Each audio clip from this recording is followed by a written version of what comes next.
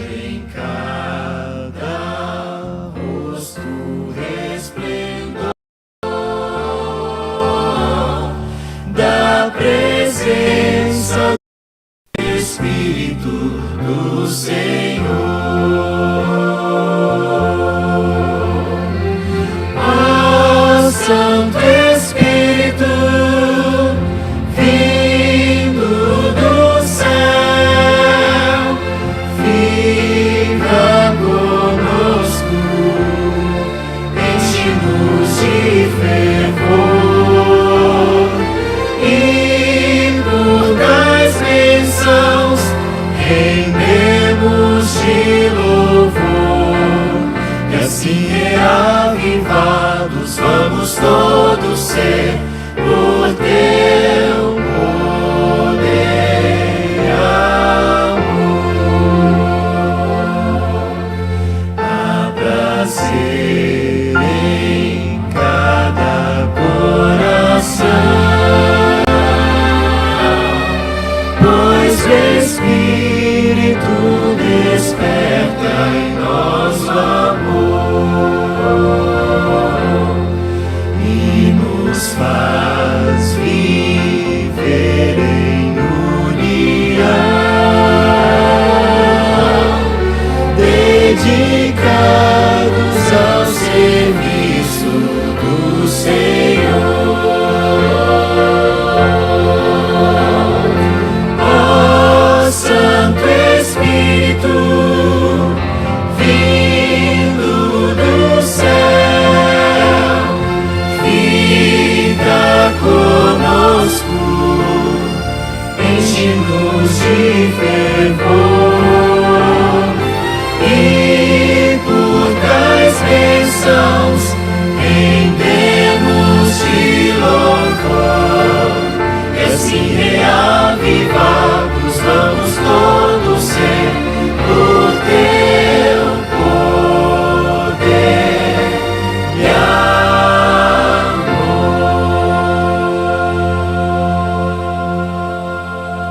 amor. Amém.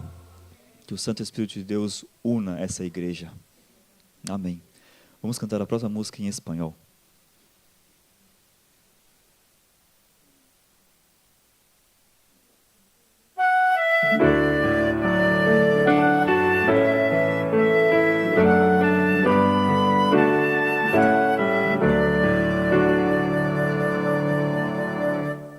Fuente de la vida eterna y de toda bendición, ensalzar tu gracia eterna debe todo corazón. Tu piedad inagotable se deleita en perdonar. Solo tú eres adorable, gloria a ti debemos dar. De los cánticos celestes te quisiera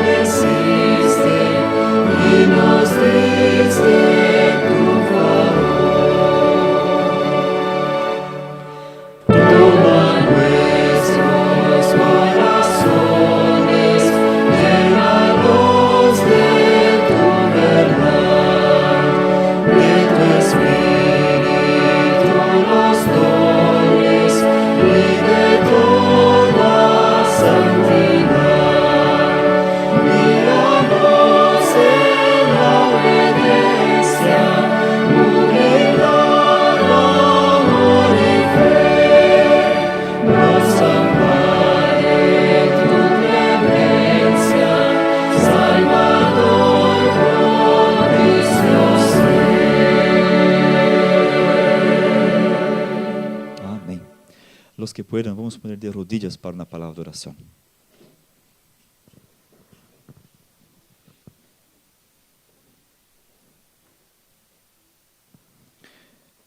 Querido Pai que estás nos céus, na Tua presença te encontramos neste momento, e santificado seja o Teu nome.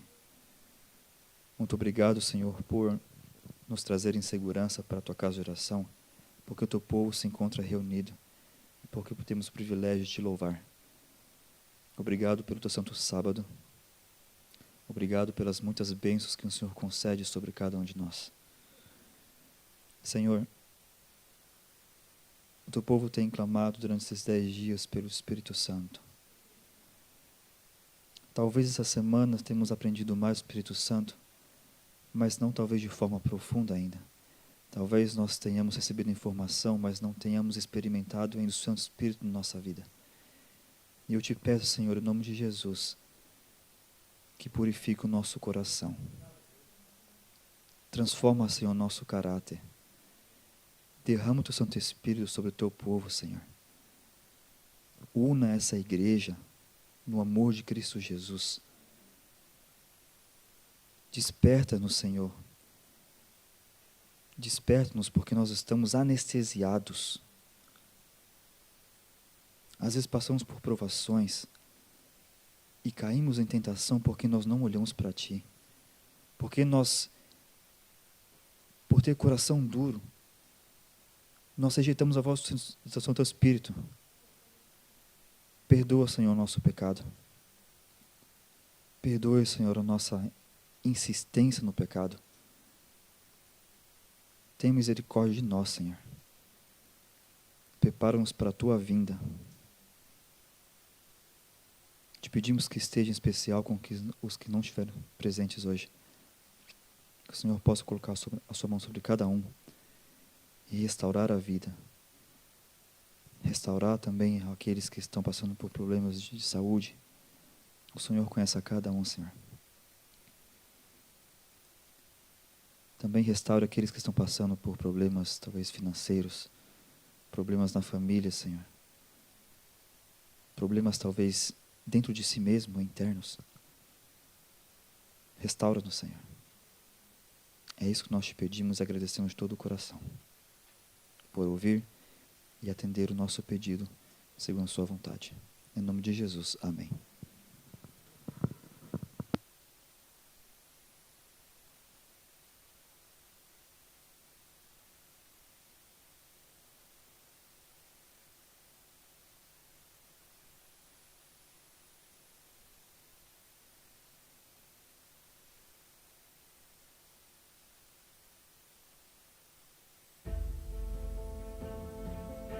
Cuando Dios me llamó para servir en Asia Central, no tenía idea de lo que me esperaba.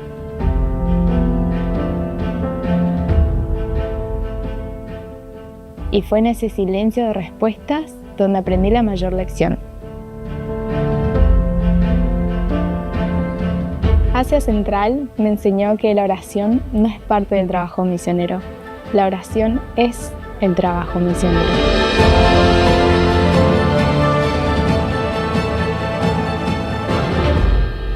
Probad y ved. Historias de fe y fidelidad. Puertas cerradas, corazones abiertos.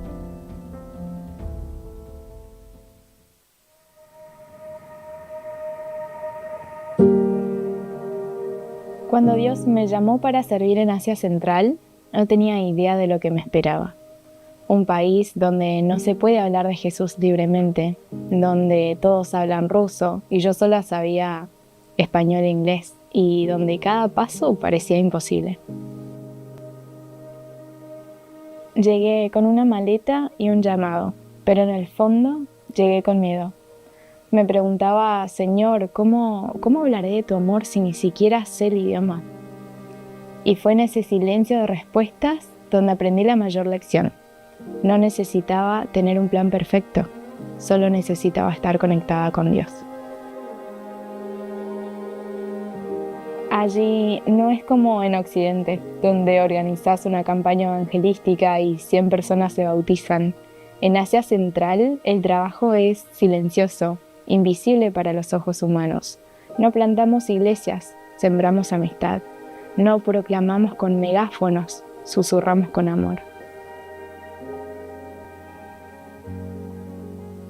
Un día, Dios puso en mi camino a una amiga, una alumna de familia musulmana, y aún recuerdo cómo me aferré a Dios mientras le estaba dando clases, y allí salió una conversación espiritual. En esa conversación, ella abrió su corazón, dijo que deseaba un lugar donde pudiera adorar a Dios, quería estar con personas compartiendo felizmente, ver a su hija tocando violín, cantar juntas. Cada detalle que decía era exactamente lo que vivíamos en nuestra iglesia. Sabía que ese era mi momento para hablarle de Jesús, y lo hicimos de a poco. La invité a una presentación del coro de nuestra iglesia, y fue junto con su hija. Ella no tomó una decisión, no ese año, pero la semilla quedó. Y hasta hoy oro para que el Espíritu Santo siga regando esa amistad. Servir transforma. Transforma a quien es servido, pero sobre todo transforma a quien sirve. Te das cuenta de que la mayor pobreza del mundo no es la material, sino la falta de esperanza. A veces creemos que la misión es solo para quienes viajan lejos y dejan su familia, pero no es así. Tú que estás en tu iglesia, que sostienes la misión con tus ofrendas, que oras por nosotros, también eres misionero. Allí encontré mujeres hermosas y fuertes, pero algunas marcadas por el dolor. Muchas viven matrimonios infelices porque fueron obligadas a casarse muy jóvenes. Otras ni siquiera pueden hacer preguntas porque su cultura no se lo permite. Ellas son silenciadas, a veces invisibles. ¿Y cómo mirar todo eso y quedarme callada? ¿Cómo no contarles que hay un Dios que las ama, que las valora, que dio su vida por ellas? Aprendí que servir no es solo enseñar inglés o español, es vivir el método de Cristo. Acercarse, escuchar, hacer amistad, cuidar. Y eso fue lo que hicimos. Visitamos orfanatos, llevamos donaciones, ayudamos a comunidades, pero más que todo oramos, siempre oramos. Asia Central me enseñó que la oración no es parte del trabajo misionero. La oración es el trabajo misionero. Y si sientes que Dios te llama, ve, aunque sea lejos, aunque sea difícil, porque donde su voluntad te lleva, su gracia te sostiene. Probad y ved que Él es un Dios bondadoso. Ha llegado el momento para que adoremos juntos a través de los diezmos y de las ofrendas.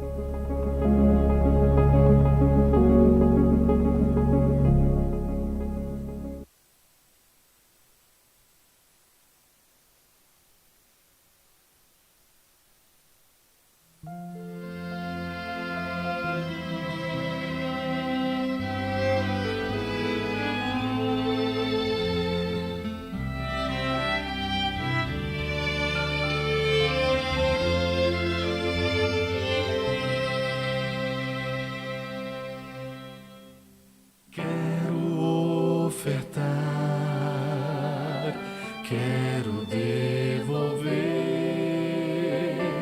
quero entregar tudo, enfim, de coração. Esse é o meu louvor, minha gratidão. Quero ofertar e devolver a Jesus.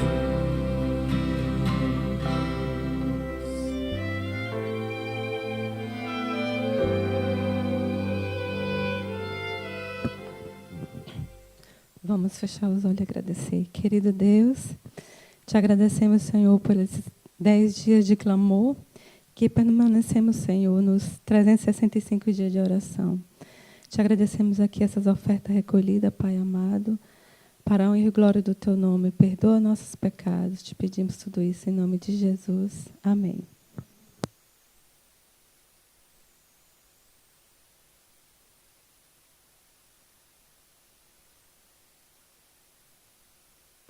Olá, senta aqui, ó. Eu vou contar a historinha das crianças. E você vai representar as crianças hoje. Olha que legal. Só temos aqui o Rafael, verdade? Sim? Quantos anos você tem? 10. 10 anos ele tem. Que legal. Temos crianças aqui de 10 anos também.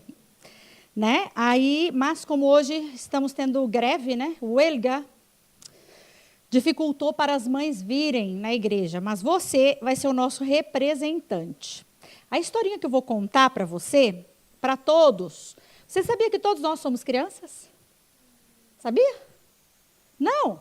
Mas eu vou te contar um segredo. Todos nós temos dentro de nós uma criança aqui no coração. Sabia? Então a historinha serve para todos nós. Você sabe o que é um templo?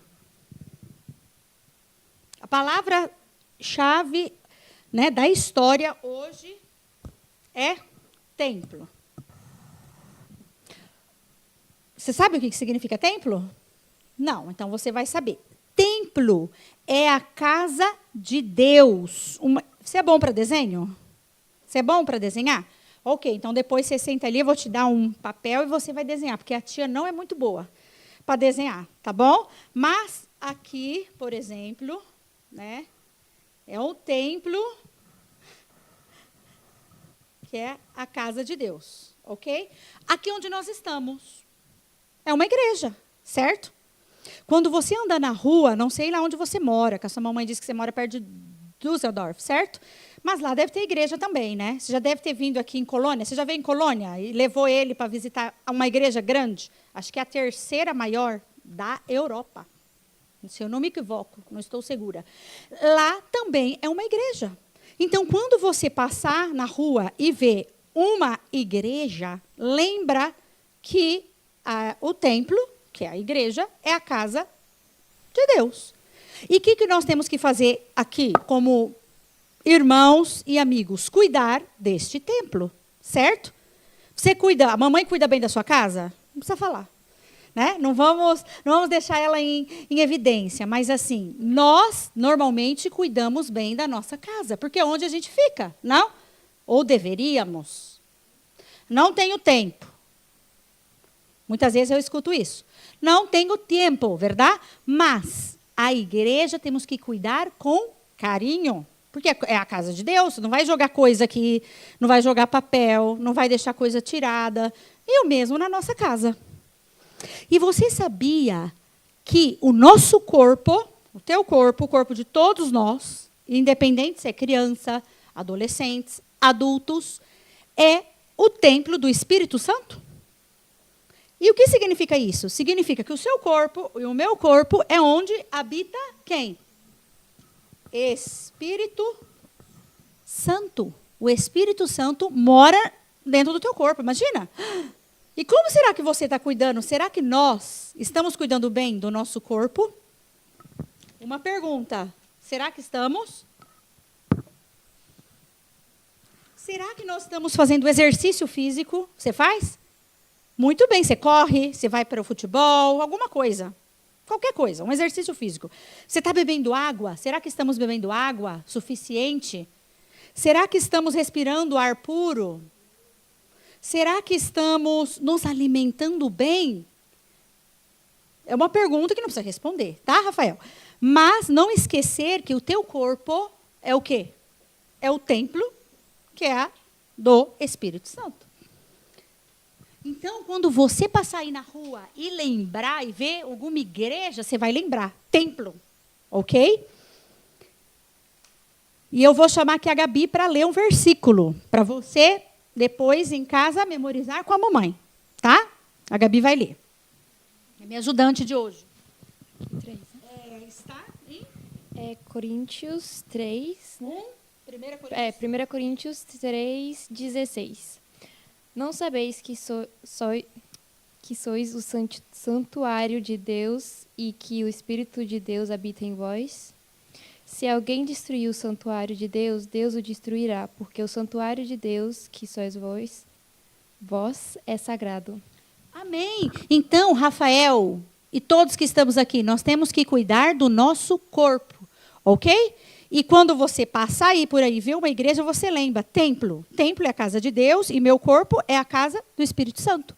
Nós estudamos esses 10 dias sobre o Espírito Santo. Todo mundo. Mas a gente não pode só ficar nesses 10 dias, tá, Rafael? Nós temos que estudar a Bíblia e cuidar do nosso corpo 365 dias. Esses 10 dias foi 10 dias de clamor, né, meus irmãos? Certo? Então é isso. Nós vamos orar, fazer uma oração. E a tia está muito feliz que você está aqui. Eu me chamo Heloísa, se você não te apresentei. E me contou um passarinho que é a primeira vez que você veio na nossa igreja, né? E nós vamos fazer uma oração, pedir para que você volte o próximo sábado. Tá bom? Vamos orar? Pai querido, muito obrigada, Senhor, pela vida do Rafael, pela vida das nossas crianças, Senhor. Estejam com eles, que eles possam cuidar, Senhor, do corpo, porque como nós falamos na história, o nosso corpo é o templo do Espírito Santo. Que todos nós aqui também, Senhor, possamos cuidar dele. E também do templo, que é a casa de Deus, Senhor, a igreja, que possamos cuidar com carinho e amor. Tudo isso eu te peço, Senhor, em nome de Jesus. Amém. Agora pode sentar com a mamãe.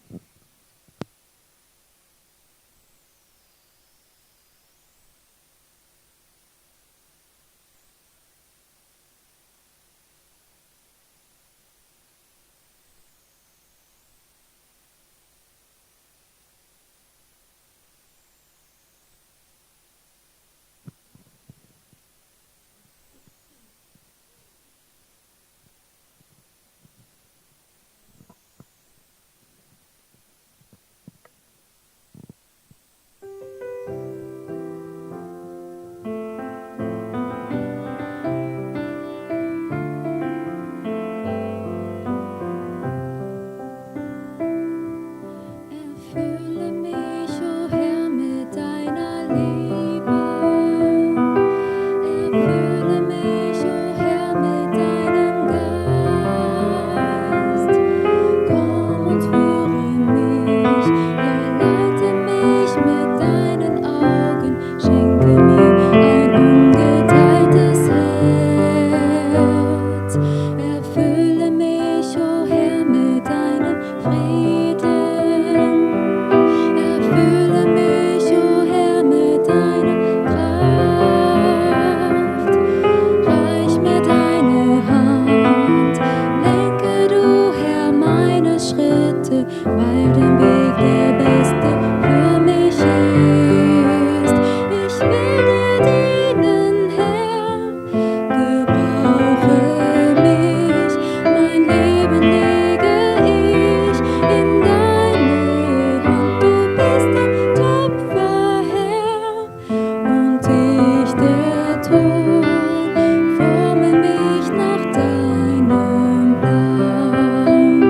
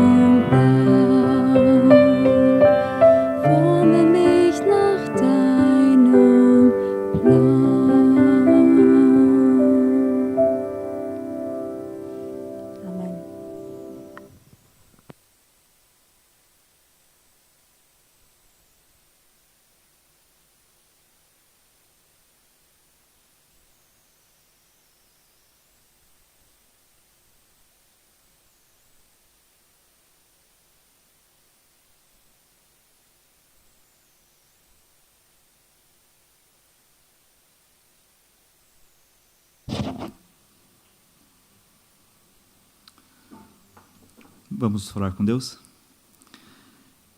Querido Pai, nós vamos abrir a Tua palavra neste momento. Te pedimos que o Teu Santo Espírito nos capacite para entendermos a Tua palavra. Que o Santo Espírito aplique profundamente em nossa vida a verdade, de forma pessoal. E que saiamos daqui, Senhor, com o nosso interior transformado, vivo. É isso que nós te pedimos e agradecemos em nome de Jesus. Amém. Mateus, capítulo 25.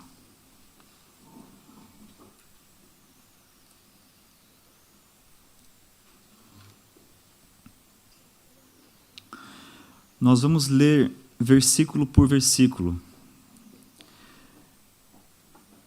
Nós vamos ler os primeiros 13 versos.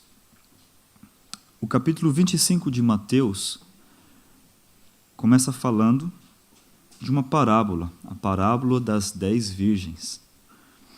E é uma parábola conhecida, se não de todos, da maioria. E ele começa assim: então o reino dos céus será semelhante a 10 virgens que, tomando as suas lâmpadas, saíram a encontrar-se com um noivo. Em Mateus, Jesus ele já vinha dando uma série de parábolas para o povo. Ele já vinha contando parábolas. Só que existe um fato interessante aqui. Toda vez que ele começava a falar do reino dos céus, ele falava: o reino dos céus é comparado a tal coisa. Então ele fazia a comparação. Aqui nós lemos um fato interessante. Ele diz: o reino dos céus será semelhante a 10 virgens. Jesus estava falando aqui de um acontecimento, de algo que ainda iria ocorrer. Ele estava dando uma parábola de algo que ainda iria acontecer. Semelhante, então, a 10 virgens que, tomando as suas lâmpadas, saíram a encontrar-se com o noivo. Então, Jesus estava apontando para um evento, que teria lugar no futuro. A parábola das 10 virgens também ela ilustra a experiência do povo do advento. Aqui se faz referência à igreja que vive nos últimos dias. Está fazendo referência a nós também. A sua experiência, a experiência da igreja, é ilustrada pelos incidentes de um casamento oriental. Então, a história que nós lemos aqui ela tem base em um casamento conhecido no Oriente. Nós não vamos aqui não vamos conseguir entrar em detalhes por causa do tempo. Mas é muito interessante, nós temos várias fontes, nós temos também as fontes judaicas, que explicam como eram os casamentos naquela época, até na época de Jesus. E naquela época, na época que a igreja adventista ela começou a surgir, acreditava-se que a volta de Jesus, apresentada em Apocalipse capítulo 14, era representada pela vinda do noivo de Mateus capítulo 25. Então eles acreditavam que essa parábola aqui representava então a vinda de Jesus, a segunda vinda dele. Nós lemos também que as 10 virgens, elas tomaram as suas lâmpadas e saíram a encontrar-se com o noivo, dando a entender que as 10 virgens estavam preparadas para encontrar com o noivo. Todas elas tinham lâmpadas, todas elas tinham o azeite, porque as lâmpadas estavam queimando, existia luz.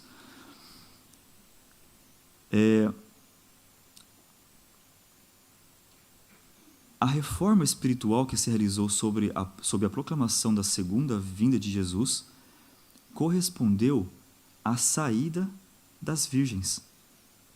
Elas tomaram suas lâmpadas e saíram. O povo do advento começou a proclamar a vinda de Jesus. porque eles acreditavam que em 1844 Jesus voltaria pela segunda vez. E é representado como as virgens saindo para se encontrar com o noivo. E eles saíram para pregar: Jesus está voltando. Jesus está voltando. Agora, o que representam as lâmpadas? Vamos ver alguns detalhes mais. O que eram essas lâmpadas que essas 10 virgens seguravam na mão? A Bíblia, nos Salmos... Eu tenho que ligar primeiro, né? No Salmo 119, verso 105, o que diz lá? Será que alguém sabe de cor? Lâmpada para os meus pés é a tua palavra e luz para os meus caminhos. Né? Muito bem. Então, as 10 virgens tinham cada uma lâmpada, que é representada pela palavra de Deus. As 10 virgens, elas tinham a palavra de Deus. Agora, o que elas tinham mais? Elas tinham, cada uma, um azeite dentro da lâmpada. Assim, azeite, a lâmpada não queima, né? Não tem fogo. Tinha um azeite. Agora, o azeite, ele tinha algumas funções naquela época. Uma das funções era a unção. Nós lemos, por exemplo, em 1 Samuel, capítulo 16. Se quiser acompanhar, pode abrir a Bíblia no capítulo 16, verso 13. Ali fala da unção do rei Davi. Que diz assim, tomou Samuel o chifre do azeite e o ungiu no meio de seus irmãos, no caso Davi. E daquele dia em diante, o Espírito do Senhor se apossou de Davi. Então Samuel se levantou e foi para Ramá. Então, o azeite tinha a função de ungir, né, os reis do passado. Tá bom? Agora, a outra função do azeite era a manutenção das lamparinas.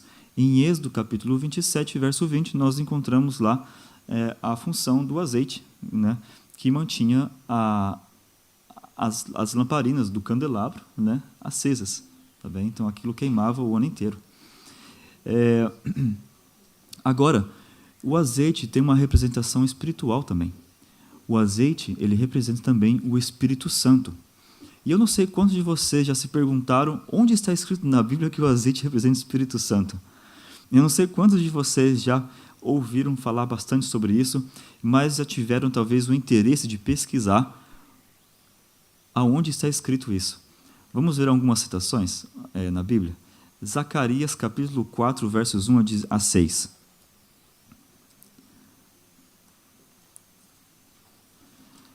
Zacarias, capítulo 4, versos 1 a 6. Tornou o anjo que falava comigo e me despertou como a um homem que é despertado do seu sono, e me perguntou: que vês?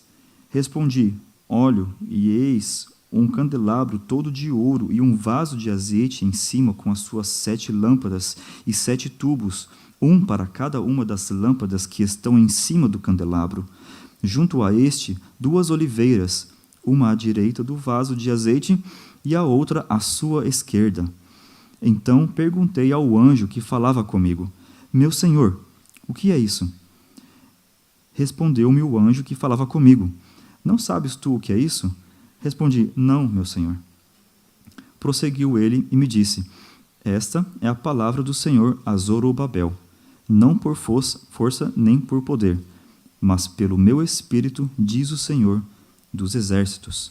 Aqui a Bíblia faz então uma referência no Antigo Testamento ao azeite, no caso, representando o Espírito Santo. Agora, é muito interessante estudar Zacarias, capítulo 4. Quem tiver interesse pode estudar mais profundamente esse tema, tá bem? Lucas, capítulo 4, verso 18.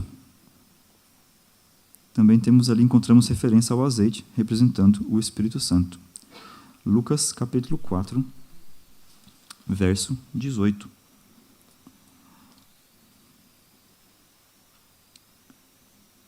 Jesus entrou num sábado na sinagoga para pregar no sábado.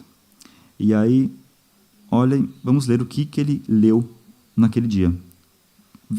Verso 18 do capítulo 4 de Lucas.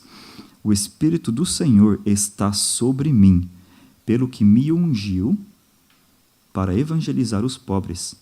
Enviou-me para proclamar libertação aos cativos e restauração da vista aos cegos, para pôr em liberdade os oprimidos.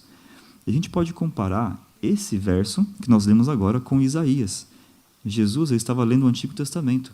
Ele tirou esse texto de Isaías, capítulo 61, verso 1. Olha o que diz lá, que interessante. O Espírito do Senhor Deus está sobre mim, porque o Senhor me ungiu para pregar boas novas aos quebrantados. Enviou-me a curar os quebrantados de coração, a proclamar libertação aos cativos e a pôr em liberdade os algemados. O azeite, em grego, se chama crisma.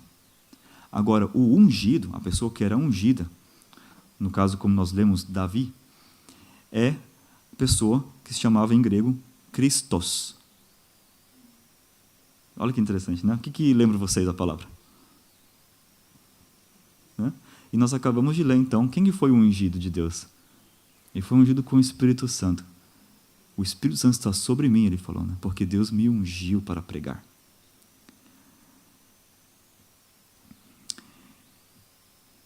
Em hebraico nós temos também essa palavra Mashiach, né? O ungido, que isso representa o ungido também, né? Nós vemos no original, então, claramente explicando para a gente o que representa, então, o azeite. O Espírito Santo, queridos, ele está trabalhando e falando com o ser humano. As 10 virgens tinham as suas lâmpadas acesas e tinham o azeite dentro das suas lâmpadas. O Espírito Santo está trabalhando com cada um de nós. Os que estão na igreja, mas também com os que estão fora da igreja. Mas aqui tem um pequeno detalhe.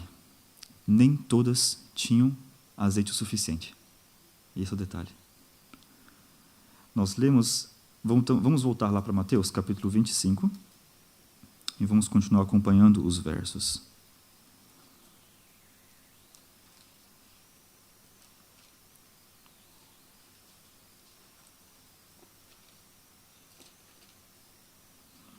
Todos então tinham suas lâmpadas, saíram então a encontrar-se com um noivo.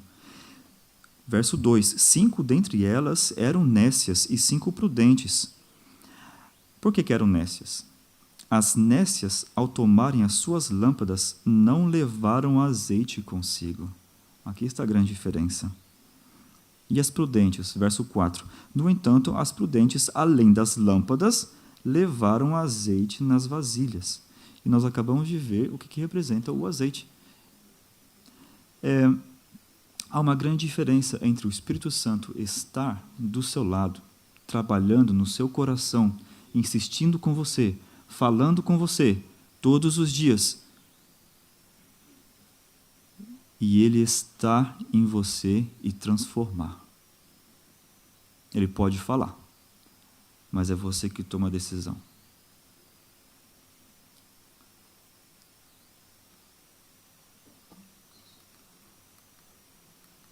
A última classe, no caso representado pelas prudentes, tinha estudado as Escrituras a fim de aprender a verdade e possuía uma experiência pessoal, uma fé em Deus que não poderia ser derrotada pelo desapontamento e demora. Quando as pessoas pregaram sobre a vinda de Jesus, houve um desapontamento, porque Jesus não veio. Primeiramente, eles acreditavam que Jesus viria no verão de 1844. E Jesus não voltou. E houve um grande desapontamento. E todos aqueles que estudaram profundamente a palavra de Deus para aprender a verdade, tiveram uma experiência pessoal, possuíram uma experiência pessoal, uma fé em Deus que não podia ser derrotada pelo desapontamento e pela demora da vinda de Jesus. Agora, a outra classe, as nécias, outros haviam sido movidos pelo impulso, sendo seus temores provocados pela mensagem. Haviam dependido da fé dos irmãos. Satisfeitos com a luz vacilante das boas emoções, sem uma compreensão perfeita da verdade ou uma obra genuína da graça no coração. Querido, não basta nós estarmos aqui escutando um sermão, não basta você entrar no YouTube na sua casa, escutar um sermão e achar que isso foi a sua meditação do dia. É necessário que nós abramos a palavra de Deus. É necessário que, ao estudarmos, nós tenhamos uma experiência verdadeira daquilo que nós estamos lendo. Quando nós conhecemos o verso que nós lemos, lâmpada para os meus pés, a tua palavra, luz para o meu caminho, você sabe o que você está falando? Você tem essa experiência de que realmente a palavra de Deus é luz para o teu caminho? Ela realmente ilumina o teu caminho? Você tem experiência na palavra de Deus?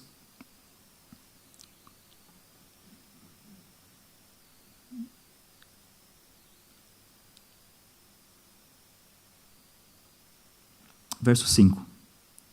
E tardando o noivo, foram todas tomadas de sono e adormeceram. Só as 5 adormeceram, né? As nécias, né? Só as nécias adormeceram, né? As outras 5 ficaram acordadas, né? Não. O que diz aqui o verso 5? E tardando o noivo, foram quem? Todas tomadas de sono e adormeceram. Mas aqui também tem uma diferença.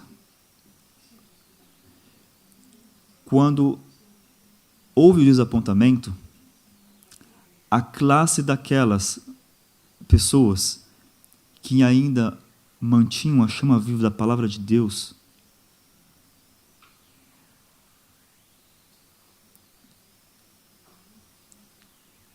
elas adormeceram no sentido de estudarem por si mesmos em silêncio. O que aconteceu foi, não houve mais pregação falando sobre Jesus está vindo, porque houve um desapontamento. Houve um período de estudo profundo da palavra de Deus para entender o que aconteceu ali. E foi um momento de silêncio. Podemos dizer que foi representado pelo adormecimento das virgens. Só que uma classe adormeceu no sentido de permanecer em silêncio, em oração, estudando profundamente a palavra de Deus.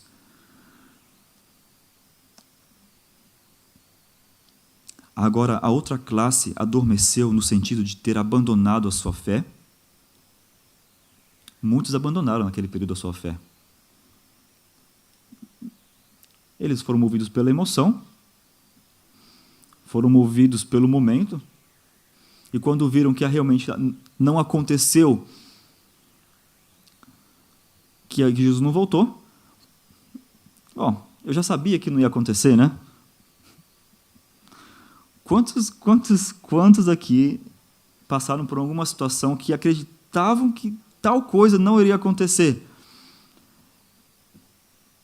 E aí, quando acontece, você fala no seu coração, tá vendo? Eu sabia que não ia acontecer.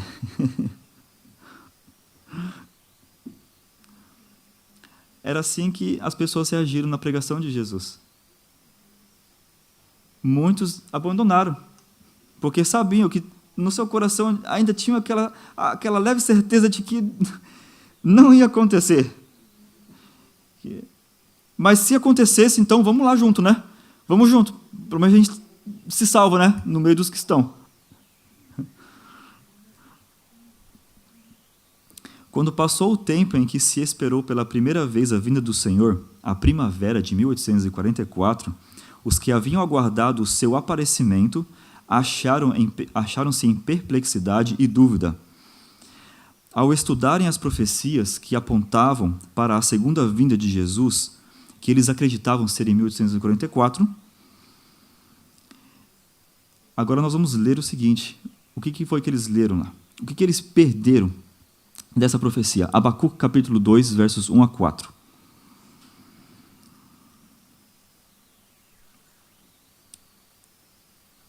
Então o Senhor me respondeu e disse: escreve a visão e torna-a bem legível sobre tábuas, para que a possa ler quem passa correndo.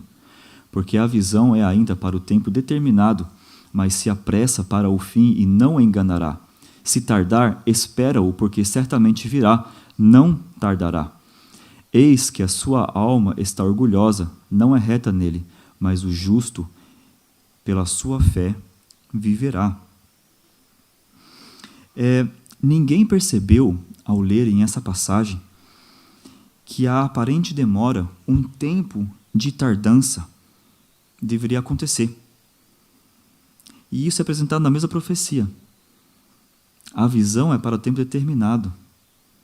Se apressa para o fim e não enganará. Se tardar, espero, porque certamente virá, não tardará. E esse eles não enxergaram no momento.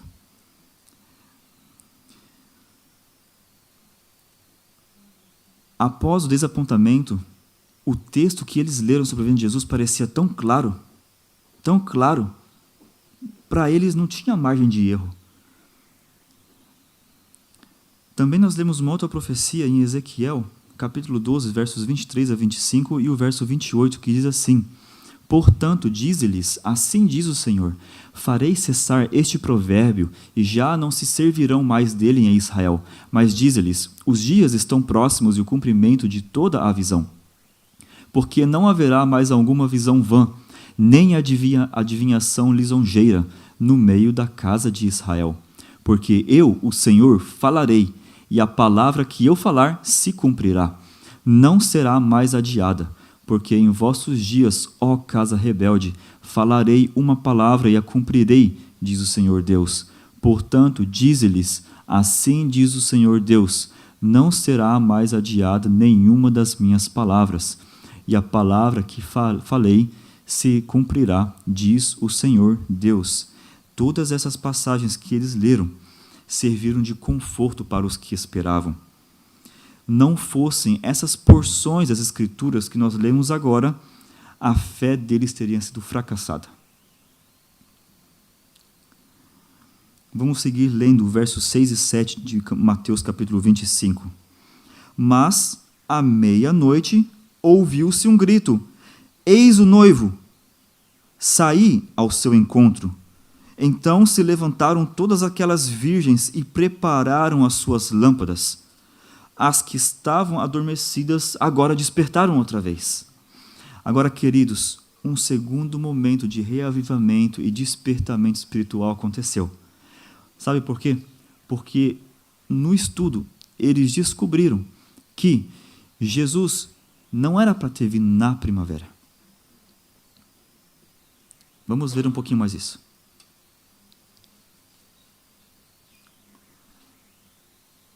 Vamos passar mais um slide. No verão de 1844, a mensagem foi proclamada nas próprias palavras empregadas pelas Escrituras. Aí vem o noivo. O que levou à descoberta desse movimento, então, foi a descoberta.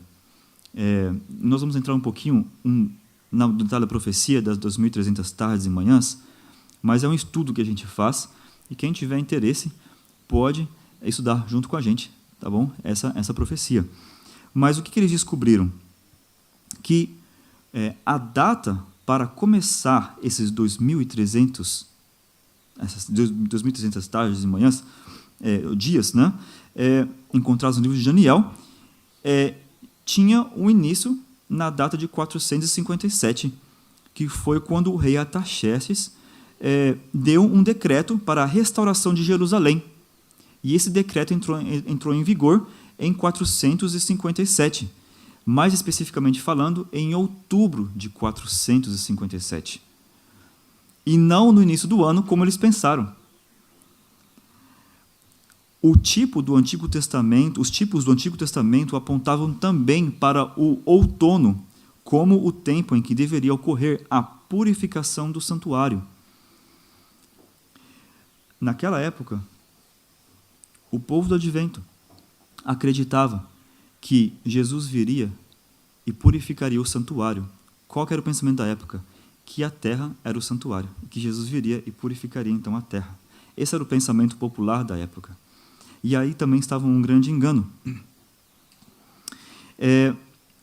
O grande dia da expiação caía no dia 10 do 7º mês, o que em 1844 correspondia ao dia 22 de outubro. essa data foi considerada pelo povo do Advento como a segunda vinda de Jesus. Então, eles se alegraram. Jesus vai vir no dia 22 de outubro de 1844. Aleluia! Estamos próximos. Eles estavam no ano da vinda de Jesus. Você imagina que alegria? Se a gente pudesse saber a data da vinda de Jesus? Jesus está vindo aqui no verão de 2026. Imagina. Sabe o que aconteceu nesse período, queridos? Vamos ler alguns pontos. Esse período foi um período de reavivamento, um período de reforma. E olha o que aconteceu. O fanatismo que surgiu na primeira proclamação desapareceu. Quando o povo pregou, Jesus está vindo, na primavera de 1844, e quando ele não veio e houve desapontamento, muitos fanáticos apareceram e começaram a debochar da fé dos que acreditavam. Na segunda proclamação, eis o noivo, o fanatismo desapareceu. Ninguém podia ir contra a mensagem, era muito clara. O que mais aconteceu? Houve pouca alegria arrebatadora. Queridos, se nós soubéssemos, não estou colocando data, mas imagina, se Jesus viesse agora no verão de 2026, e a proclamação fosse, Jesus está voltando, em julho de 2026, será que estaríamos alegres? Naquela época, houve pouca alegria arrebatadora. Houve mais profundezão de coração. Será que eu estou salvo? Como é que está a minha vida perante Deus? Houve confissão de pecados. Houve abandono do mundo. E houve irrestrita consagração a Deus. Queridos, Deus não vai aceitar a metade da sua vida.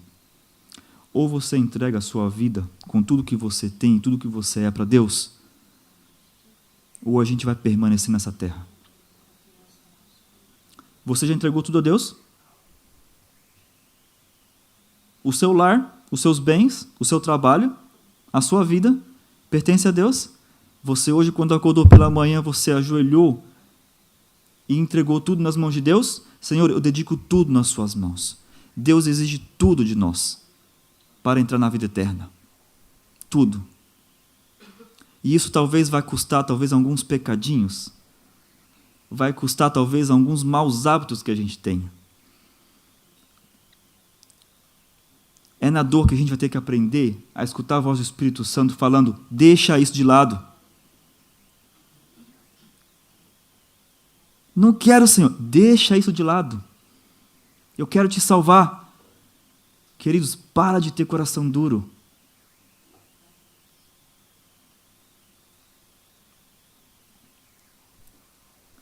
Deus está querendo levantar uma igreja. Deus está querendo derramar o Santo Espírito em completa medida, mais do que foi derramado na primeira vez. Mas sabe o que impede? É o nosso coração que fala todo dia, não, isso não, amanhã. Ou como o brasileiro costuma falar, só mais 5 minutinhos. O que mais houve naquele período? Os que esperavam a vinda de Jesus, de Cristo, estudaram a palavra de Deus com interesse mais profundo do que nunca. Não foram os mais talentosos, e sim os mais humildes e devotos que se contaram entre os primeiros a obedecer ao chamado. Como aguaceiro sobre a terra sedenta, o Espírito de graça descia sobre os pesquisadores sinceros. O Espírito Santo sensibilizava os corações. Eles oravam muito uns pelos outros. Reuniram-se muitas vezes em lugares isolados a fim de ter comunhão com Deus. A certeza da aprovação do Salvador para eles era mais necessária do que o alimento cotidiano, e se alguma nuvem escurecia seu espírito, não descansavam enquanto não fosse dissipada pela graça perdoadora. Quantos de nós permanecemos na presença de Deus até que nós tenhamos a certeza de que aquilo que nós estamos buscando foi dado? Até ter certeza de que aquilo que nós lemos na nossa meditação foi compreendido.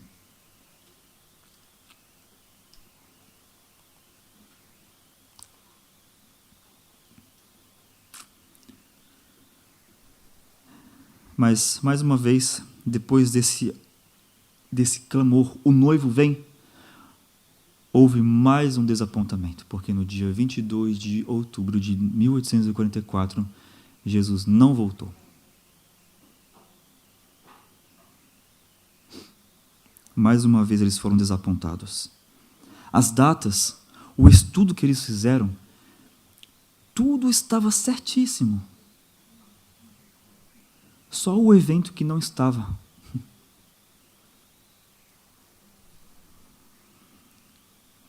Aqueles que na amarga noite de provação aguardaram pacientemente, examinando a Bíblia à busca de mais luz, esses viram a verdade relativa ao santuário celestial e a mudança no ministério do Salvador.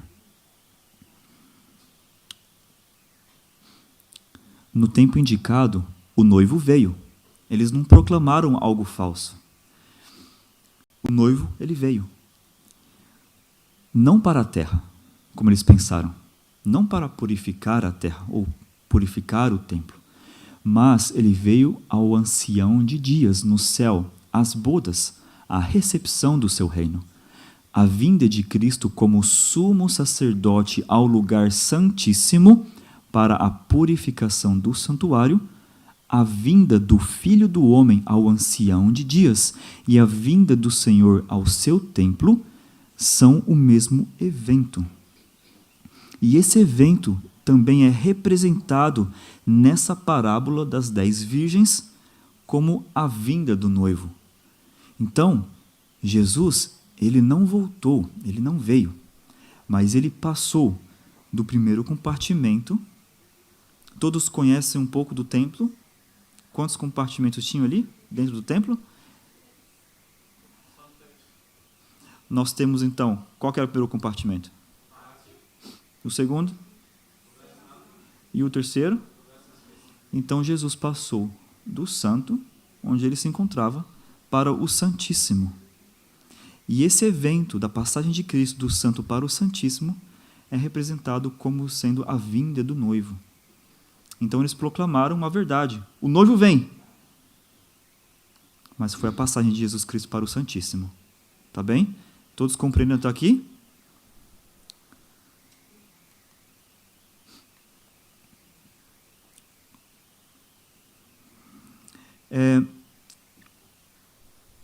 Versos 8 e 9. Capítulo 25. As nécias disseram às prudentes: dai-nos do vosso azeite, porque as nossas lâmpadas estão se apagando. Verso 9. Mas as prudentes responderam: não, para que não nos falte a nós e a vós outras. Ide antes aos que o vendem e comprai-o. As nécias são as despreparadas. As nécias são as que estão destituídas do Espírito Santo. As nécias são aquelas pessoas que rejeitam um dia sim, um dia não. Um dia sim, um dia não. A voz do Espírito Santo. E quando Jesus vier, elas vão se encontrar despreparadas. Porque elas tinham um pouco de azeite na sua lâmpada, porque elas estudavam esporadicamente a palavra de Deus, mas não tinham reserva. Não tinham o Espírito Santo completo moldando a sua vida. Você tem a certeza de que o Espírito Santo está moldando a sua vida?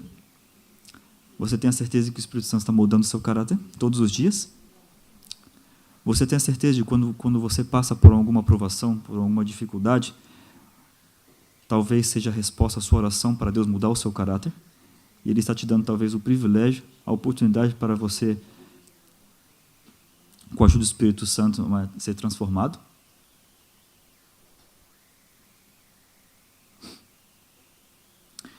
Sabem o que está acontecendo nesse momento lá no céu, queridos?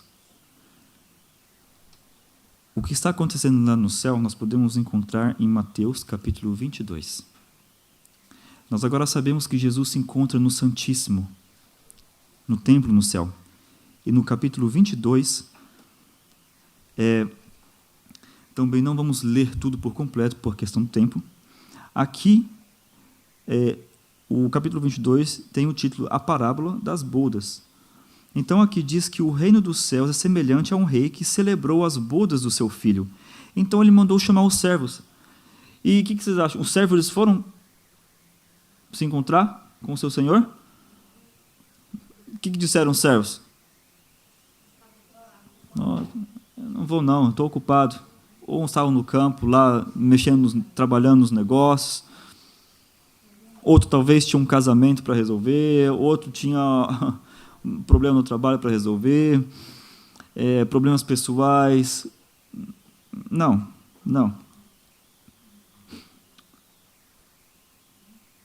Verso 5. Eles, porém, não se importaram e se foram, um para o seu campo, outro para o seu negócio. Verso 6. E os outros, agarrando os seus servos, os maltrataram e mataram. Verso 7. O rei ficou irado e, enviando as suas tropas, exterminou aqueles assassinos e lhes incendiou a cidade. Então, mais para frente, a parábola, ela conta que entrou alguém ali para as bodas que não tinha a veste nupcial.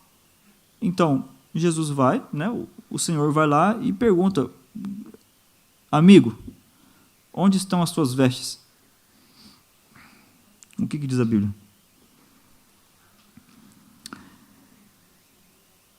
Ele emudeceu, verso 12. Emudeceu. Vou falar o quê? Entrou de intruso. Então, verso 13. Então ordenou o rei aos serventes: amarrai-o de pés e mãos e lançai-o para fora nas trevas. Ali haverá choro e ranger de dentes, porque muitos são chamados, mas poucos escolhidos. Aqui, queridos, essa parábola, ela diz que o julgamento ocorre antes das bodas. As virgens prudentes, elas se prepararam, e quando o noivo veio, elas então estavam a caminho com ele das bodas. Elas estavam indo às bodas. Elas não estavam nas bodas, estavam indo às bodas. Só que antes das bodas ocorre então o julgamento. Previamente às bodas, vem o rei para ver se todos os convidados têm trajes nupciais, as vestes imaculadas do caráter, lavadas e esbranquiçadas no sangue do cordeiro. Então, aquele intruso que não tinha as vestes nupciais não foi lavado no sangue do cordeiro, não foi transformado. Então, ele foi retirado. Todos os que, sendo examinados, são vistos como tendo os trajes nupciais, são aceitos por Deus e considerados dignos de participar de seu reino e de assentar-se em seu trono. Esta obra de exame do caráter é o juízo investigativo, a obra final do santuário do céu. Então, voltando à pergunta, você sabe o que está acontecendo neste momento lá no céu? O juízo investigativo. Cada caso está sendo passado perante Deus e examinado. A nossa vida está sendo passada perante Deus. E nós estamos vivendo num período de graça. Quantos de nós podemos responder se o nosso nome já foi passado no julgamento perante Deus ou não? Eu costumo dizer assim, algumas pessoas já perguntaram: eu acho que o meu nome já foi passado pelos dos céus, porque às vezes eu peco e não tenho força para vencer. Mas eu peço para Deus sempre. Aí eu falo: se você ainda tem um desejo no coração de ser transformado, se você pede ainda perdão para Deus, porque você quer mudança, então esse é um sinal de que o Espírito Santo trabalha com você.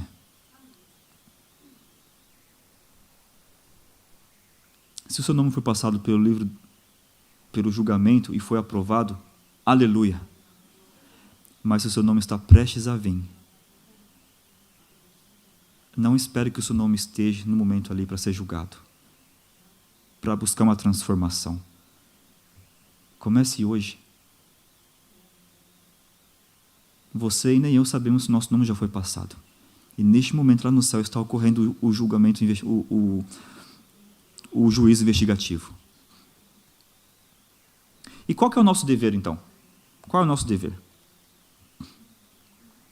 No cerimonial típico, quando o sumo sacerdote entrava no lugar santíssimo, exigia-se de todos os israelitas que se reunissem em redor do santuário e se humilhassem diante de Deus, de modo a poderem receber o perdão dos pecados e não serem eliminados da congregação. Queridos, eu não quero ser eliminado. Mas não é por medo. É porque eu quero ver Jesus. Vocês querem ver Jesus?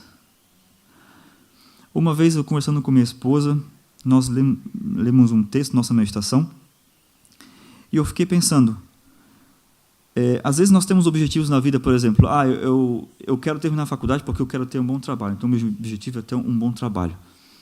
Eu quero trabalhar e receber tanto porque eu quero fazer aquilo outro na minha vida. Nós temos planos e seguimos aquela meta. Aí eu fiquei me perguntando, nosso objetivo como cristãos é ir para o céu. Mas não somente ir para o céu, o nosso objetivo é estar no céu para ficar com Jesus. Muitas das vezes eu escuto comentários falando, eu quero ir para o céu porque lá eu vou poder brincar com os animais. Eu quero ir para o céu porque lá eu vou encontrar os meus amigos, eu vou encontrar aqueles que se salvaram, eu vou encontrar não sei quem, eu vou viajar, eu vou lá para os outros planetas. Eu tenho vontade de fazer isso, claro, também, né? Mas eu não escutei nenhuma vez falando, eu quero porque eu quero passar a minha eternidade com Jesus.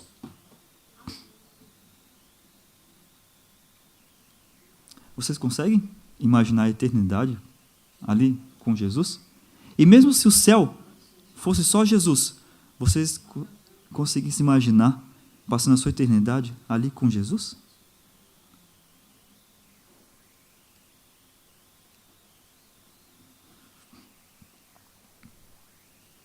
Verso 10 de Mateus 25. E saindo elas para comprar, chegou o noivo. Ou seja, as nécias então saíram para comprar o azeite que estava faltando. E neste momento então o noivo chega. E as que estavam apercebidas entraram com ele para as bodas. Só até aí.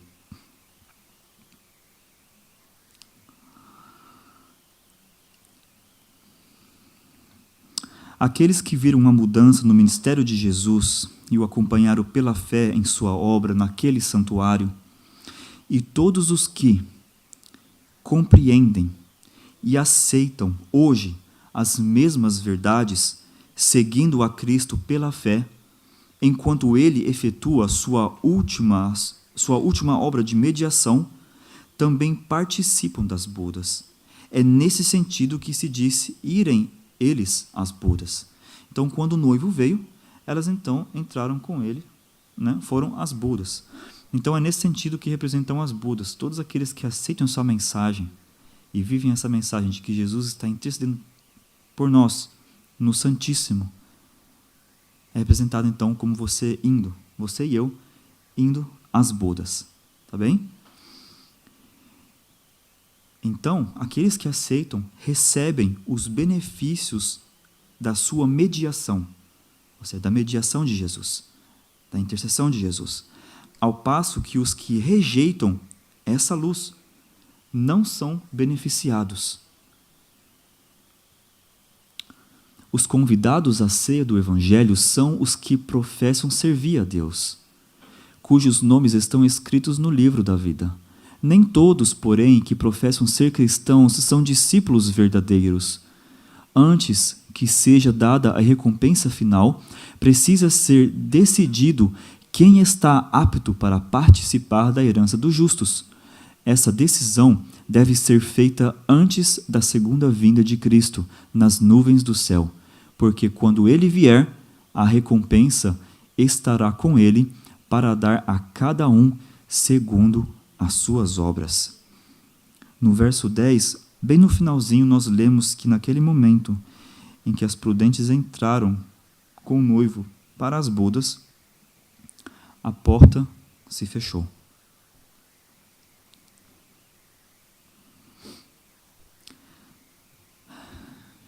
Queridos, a mensagem de salvação ainda continua a ser pregada. Aqueles que esperam pelo noivo e o seguem aonde quer que ele vá, é representado por aqueles que estão indo às bodas do Cordeiro. Você está caminhando? Você está indo para as bodas? Vocês estão a caminho das bodas? Estão caminhando?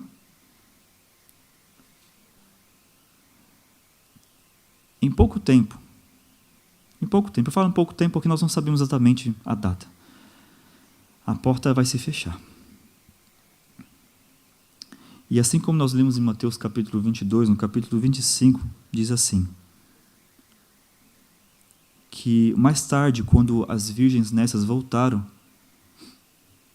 elas viram a porta fechada. E elas clamaram, Senhor, Senhor, abre-nos a porta.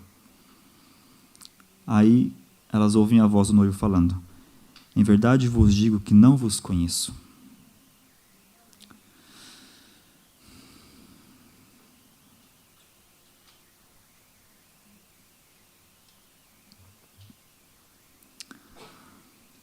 A nossa esperança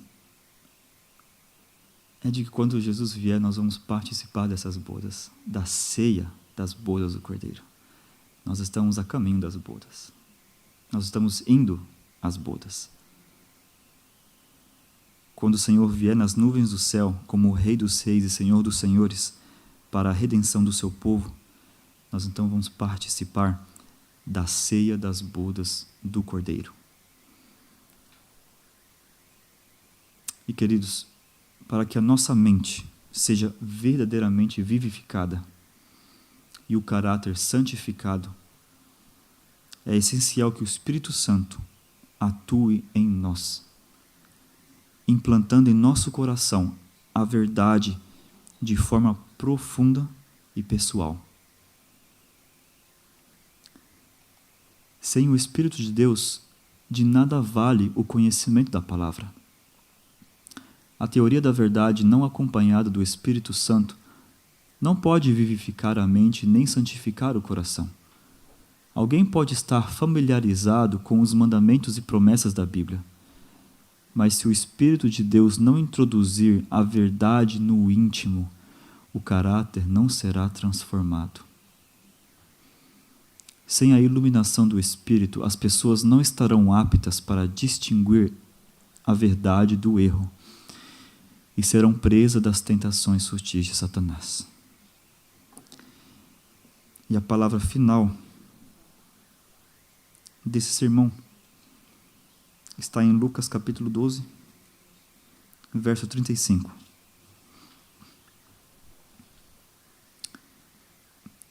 Jesus ele está falando de forma bem pessoal com você agora. Prestem bem atenção nisso. Lucas capítulo 12, verso 35.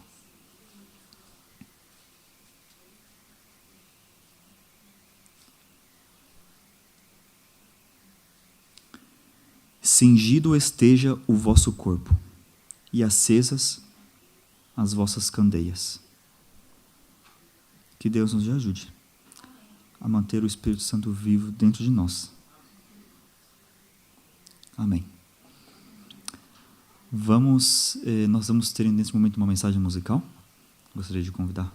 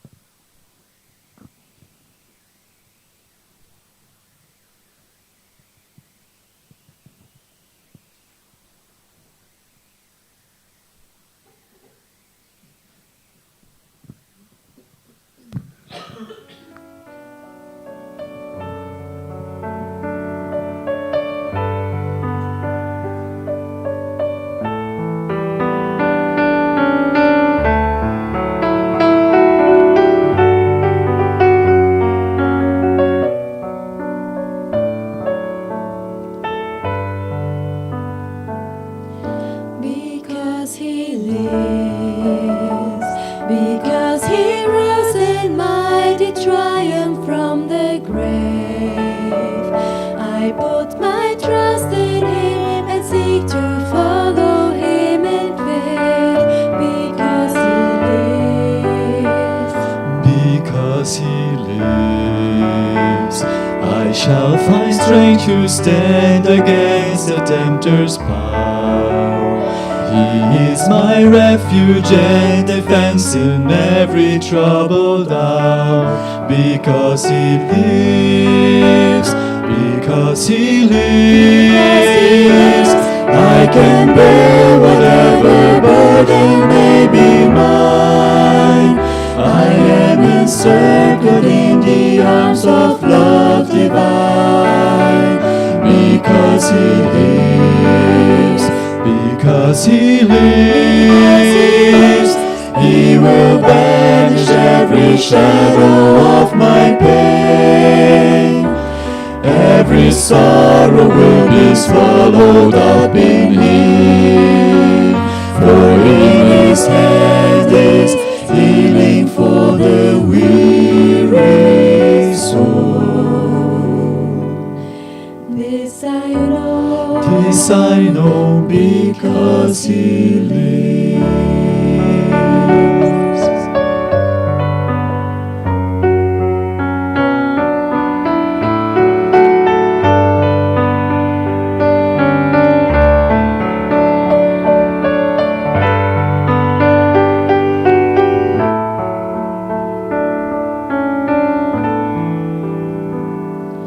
Because he lives, my heart is filled with peace amid a world of fear. And through the blindness of the night, in him I rest secure. Because he lives, because he lives, there is no toil so great that I cannot endure. I bear no heartache that his tender mercy cannot cure. Because he lives, because he lives, I can bear whatever burden may be mine. I am encircled in the arms of love divine. Because he lives, because he lives, he will banish every shadow of my pain. Every sorrow will be swallowed up in him. For in his hand is healing for the weary soul. This I know, this I know, because he lives. Because he lives, I will fear no darkness. Because he lives, I will walk in light. Because he lives, I will praise his kindness. Because he lives, all shines ever bright. Because he lives, I will seek his righteousness. Because he lives, I follow where he leads. Because he lives, I shall conquer even death. And I shall live because he lives. Because he lives, because he lives, I will glorify his name, and with the willing voice of ready to proclaim, my Savior lives. Because he lives, he will banish every shadow of my pain. Every sorrow will be swallowed up in him. For in his hand is healing for the weary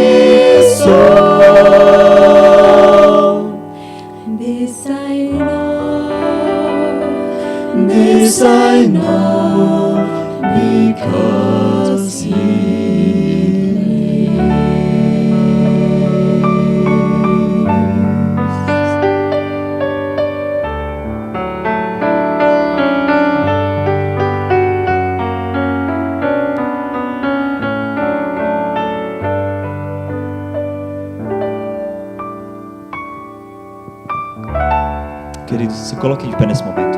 Vamos colocar em pé. Gostaria de pedir que o quarteto permaneça aqui, enquanto nós hier bleiben.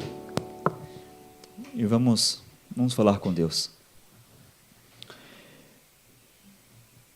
Querido Pai, muito obrigado, Senhor, porque Jesus vive. Muito obrigado porque Jesus vive e intercede por nós. Obrigado porque Ele prometeu estar conosco até a consumação dos séculos. Obrigado porque Ele prometeu também o Espírito Santo para estar para sempre conosco. Senhor, nos ajude na nossa vida a não rejeitarmos a voz do Santo Espírito.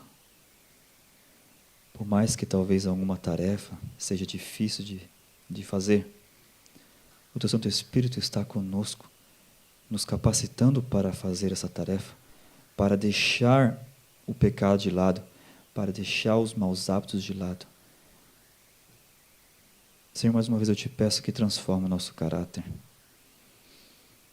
E assim como o salmista Davi pediu, nós pedimos para Ti que esquadrinhe o nosso coração e vê se há alguma coisa de mal e nos guia, Senhor, pelo caminho reto. Conceda-nos a Tua paz. Derrama, Senhor, o Teu Santo Espírito sobre nós. Desperta a Tua igreja. Nós queremos falar para as outras pessoas com poder. Nós queremos viver a verdade que nós estudamos diariamente. Nós queremos ter uma experiência pessoal e profunda contigo, Senhor. Nós queremos andar com Jesus. Segura nossa mão e não nos deixe, não permita que nós soltemos a Tua mão, Senhor. Nós queremos caminhar contigo, assim como os discípulos caminharam com Jesus. Salva-nos, Senhor. Em nome de Jesus. Amém.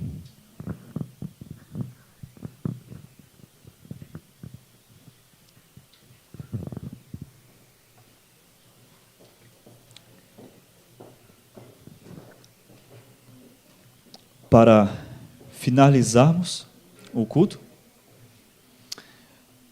nós temos mais uma música. Vamos então nos colocar em pé para cantarmos todos juntos a música final.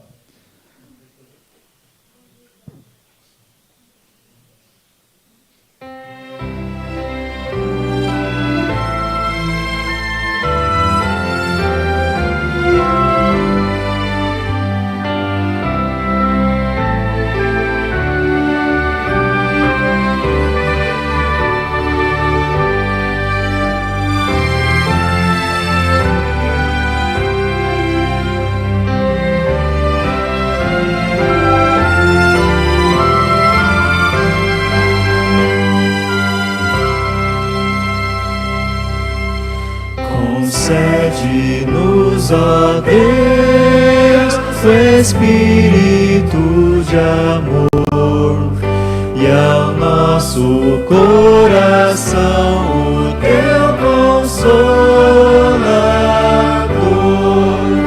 No mundo atrás, que sempre o Santo Espírito esteja.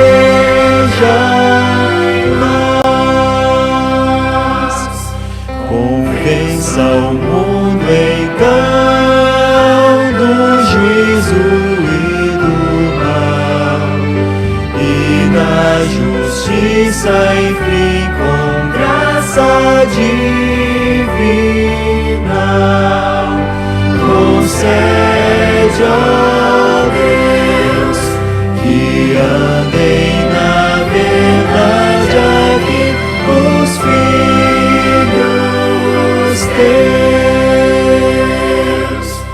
Permite-nos aqui louvar o Deus o Pai, e ao Filho em alta voz, ó povos, glória dai. Louvai-no também o bom e santo Espírito.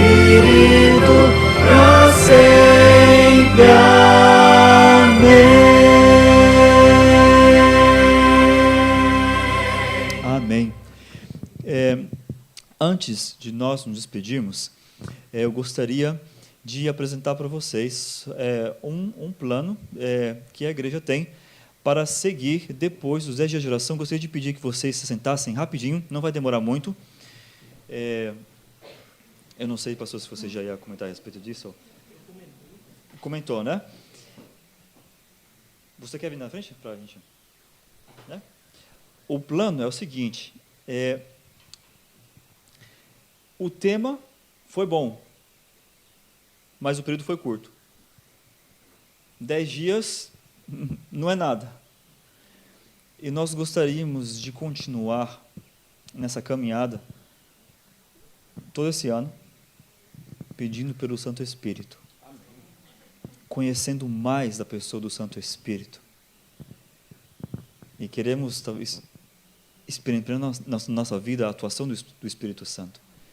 Então, o plano é que nós sigamos com o estudo do Espírito Santo durante todo o ano. Ainda não está fixo com que frequência nós vamos fazer, se uma vez por mês ou se 2 vezes por mês, e qual será o livro que nós vamos usar. Houve já uma sugestão de que nós utilizemos a meditação e recebereis poder, não sei quem conhece a meditação, e recebereis poder, não sei assim que fala em espanhol, não sei se tem essa meditação, de que nós nos dediquemos ao estudo dessas meditações, né, durante todo o ano. Há também outras sugestões. Nós vamos estudar, então, né, tanto a frequência do estudo, quanto também o livro que vai ser utilizado, e nós vamos, então, comunicar à igreja, tá bem? Mas esse é um plano. Quantos gostariam de seguir esse plano? Quantos têm vontade de seguir durante todo esse ano com o estudo do Espírito Santo? Amém. Muito bem. Então, nós vamos comunicar à igreja, né, quando nós começarmos, e que Deus nos abençoe. Os que levantaram as manos hemos gravado, já, para que estejam, já, sejam comprometidos. Exatamente. Então é isso da minha parte, tá bem? Que tenham todos ainda um bom resto de sábado, ainda estamos nas horas do sábado, tá bem? Que Deus abençoe a cada um e conduza cada um em paz e segurança para os vossos lares. Muito bem. Muchas gracias, Wallace, por el mensaje. ¿Quién disfrutó esos 10 días? ¿Quién le gustó la temática? Pues vamos a seguir, ¿ok? Vamos a seguir, ¿ya? Ahí cada uno tiene que, ¿no?, hacer una autorreflexión, ¿no? Porque eso cada uno conoce, ¿no? ¿Qué pie cojea, ¿no? Entonces el Espíritu Santo hace la obra, ¿no? ¿Qué obra hace el Espíritu Santo? De convencernos de pecado, de juicio y de justicia, ¿no? Entonces vamos a seguir. Bueno, tenemos un encuentro marcado próximo sábado a la misma hora, a las 15 horas aquí. Próximo sábado será un programa especial. Nosotros los varones tenemos que apoyar nuestras, ¿no?, señoras y señoritas. Tenemos que apoyar, ¿ok? Vamos a invitar personas para que vengan, porque será un programa especial. Que el Señor nos bendiga mucho y nos vemos el próximo sábado.